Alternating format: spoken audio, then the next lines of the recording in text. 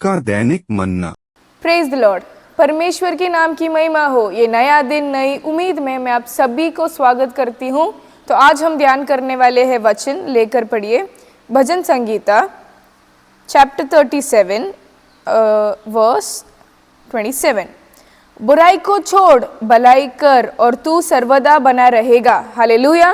जैसे ये वचन में कहा है परमेश्वर ने कि बुराई को छोड़ने और भलाई को करने कि हम सदा बने रहे इस दुनिया में।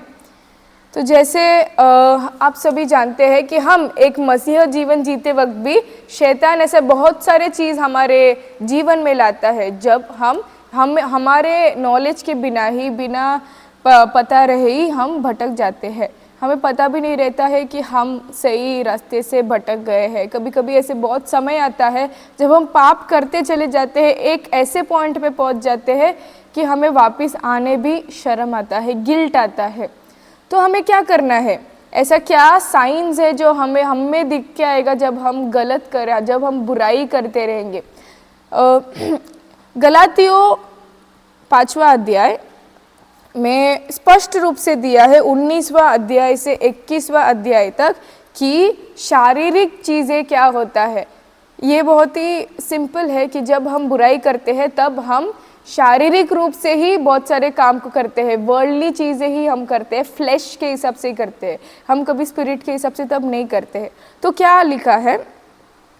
शरीर के काम जैसे कि व्यभिचार, गंदे काम, लूचपन, मूर्ति पूजा, टोना, बैर, झगड़ा, ईर्ष्या, क्रोध, विरोध, फूट, विधर्म, डाह, मतवालापन, लीला क्रीड़ा और इनके जैसे और काम हैं जो हम क्या करेंगे? फ्लैश के हिसाब से करते जाएंगे। जब फ्लैश के हिसाब से हम काम करेंगे तब हम कोई भी चीज़ में सफलता नहीं पाएंगे। जब हम ऐसा फ्लैश के हिसाब से काम करेंगे, परमेश्वर यीशु मसीह को अपने जीवन में हम इंक्लूड नहीं करेंगे, तब क्या होता है? रोमियो का 1 अध्याय 28वां वचन। और जब उन्होंने परमेश्वर को पहचाना न चाहा, इसलिए परमेश्वर ने भी उन्हें उनके निकम्मे मन पर छोड़ दिया कि वे अनुचित काम करें। तो हम एक मसीह जीवन में, हम एक परमेश्वर को फॉलो करने वाले क्राउड में आते हैं, तो हमारे लिए उचित काम क्या है? प्रार्थना करना, एक दूसरे को परमेश्वर ने हमारे साथ जैसे प्रेम किया वैसे हम प्रेम करना, गॉस्पेल को शेयर करना, ये सब हमारे लिए एक उचित काम है।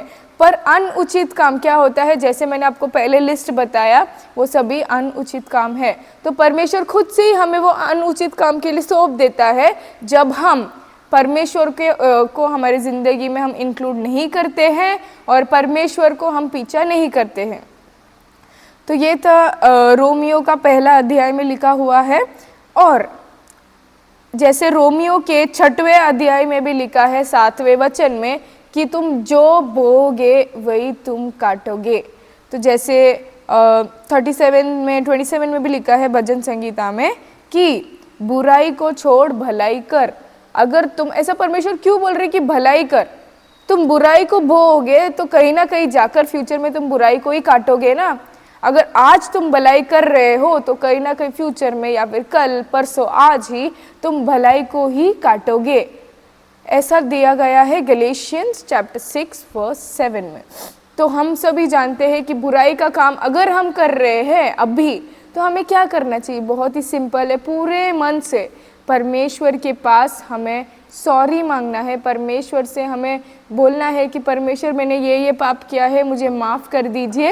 एंड आपको ये कोशिश करना है कि आप वो पाप वापस न दोहराए। मुझे पता है फ्लैश हमेशा वीक होता है, स्पिरिट विलिंग हुआ तो भी फ्लैश वीक होता है। वैसे ही आपको परमेश्वर से ताकत मांगना है, आपके ताकत से नहीं होगा। परमेश्वर से ताकत मांगना है कि हे खुदा, मैं ये पाप में गिर गई हूँ, मैं ये पाप में गिर गया हूँ, प्लीज़ मुझे वहाँ से बाहर आने के लिए ताकत दीजिए और मैं वापस ये कुआं में नहीं खुद से जाकर उड़ी मारूँ। इसलिए भी आप मुझे परमेश्वर सहायता कीजिए। हमें पता है कि परमेश्वर का प्रेम बहुत बड़ा है कि हमें हमारे पापों के लिए परमेश्वर हमें क्षमा कर देंगे। पर क्या आपका प्यार परमेश्वर के लिए बड़ा है कि आप वो पाप से वापस आ पाए? इसके बारे में सोच कर देखिए। तो चलिए हम प्रार्थना करते हैं। स्तुति हो परमेश्वर, सेनाओं के हुआ आपको हम धन्यवाद देते हैं, अपने सुंदर समय दिया इसलिए कोटि कोटि धन्यवाद हो परमेश्वर। परमेश्वर आप हमसे बहुत ज़्यादा बेइंतहा मोहब्बत करते हैं, हम जानते हैं परमेश्वर। ऐसे ही परमेश्वर हम भी आपसे मोहब्बत करने पाए, हम भी आपसे प्रेम करने पाए, ताकि हम वो पाप में वापस जाकर ना पड़े परमेश्वर।